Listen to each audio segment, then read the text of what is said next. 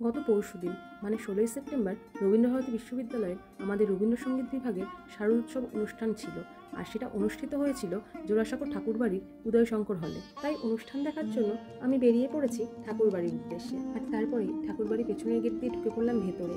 কয়েক মাস আগে মানে ২৫শে বৈশাখের দিন এসেছিলাম লাস্ট, তো তারপরে আজকে আসলাম। ২০১৯ সালে আমরা যখন গ্র্যাজুয়েশনে ভর্তি হয়েছিলাম তখন আমরা যে কোনো অনুষ্ঠানে অংশগ্রহণ করতাম, গান করতাম। কিন্তু আস্তে আস্তে যখন আমরা বড় হলাম, যেমন মাস্টার্সের লাস্ট সেমিস্টারে এসে আমরা সমস্ত অনুষ্ঠান নিজেরাই করতাম, পরিকল্পনা আয়োজন সব কিছুই আমাদের ছিল। কিন্তু আজকে ৫টা বছর কাটানোর পরে এই জায়গাটা এসে সত্যি মন খারাপ করে যে এই জায়গাটা আমরা একটা সময় ছেড়ে এসেছি।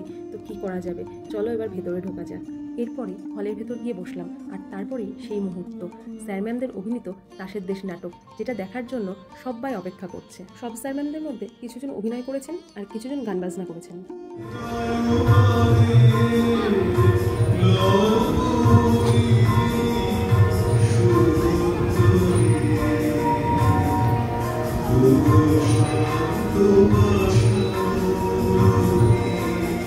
এই অনুষ্ঠানটা দেখার পর আমার একবারও মনে হয়নি যে এই মানুষগুলোর কাছ থেকে আমরা গান শিখেছি। মানে তারা যে এত ভালো নাচ করে আর অভিনয় করে, সত্যিই না দেখলে জানতে পারতাম না।